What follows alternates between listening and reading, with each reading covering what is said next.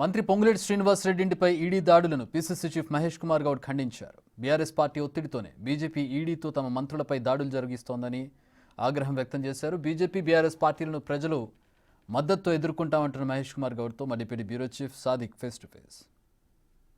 పొంగులేటి శ్రీనివాసరెడ్డి పైన ఈడీ దాడులను ఎట్లా చూస్తారు సార్? పీసీసీ చీఫ్ కక్షపూరిత రాజకీయ ప్రేరిత దాడిది. గతంలో మనం చూసాం.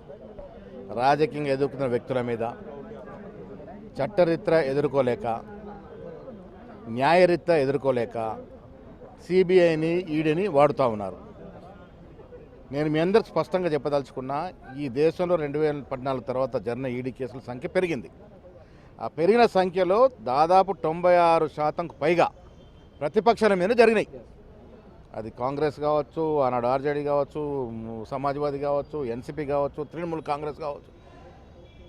స్వపక్షం మీద బీజేపీ కానీ వారి మిత్రపక్షం జరిగిన దాడులు కేవలం 2.5 నుంచి 3.5% మాత్రమే. కొన్ని ఇన్ని దాడులు చేసి ఇన్ని వందలు వేల కేసులు పెట్టి మీరు స్వాధీనం చేసుకున్న ఈడీ ద్వారా స్వాధీనం చేసుకున్న సొమ్మెంత అంటే 3% దాటలేదు.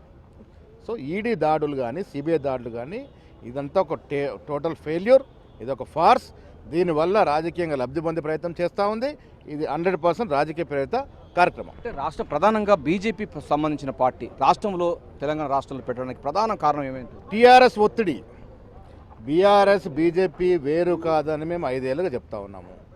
ఇవాళ ఈ కార్యక్రమం కూడా బీఆర్ఎస్ నాయకుల యొక్క పొంగులేటి శ్రీనివాసరెడ్డి మీద కక్ష వల్ల బీజేపీ నాయకులతో కుమ్మక్కై ఒత్తిడి తీసుకొచ్చి ఇలాంటి కార్యక్రమాలు జరుగుతూ ఉన్నారు.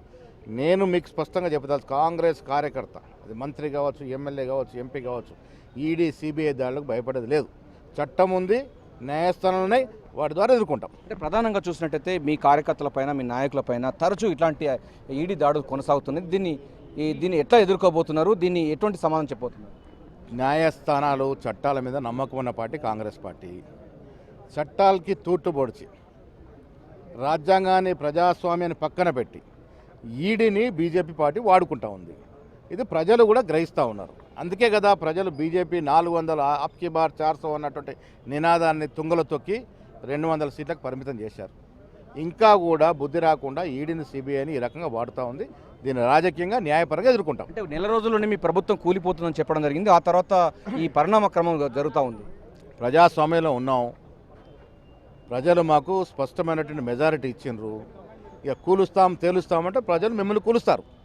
రైట్. అంటే బీజేపీ, అదే బీఆర్ఎస్ సంబంధించినటువంటి కూటమి ద్వారానే ఇక్కడ మంత్రులపైన ఈడీ దాడులు కొనసాగిస్తున్నారు.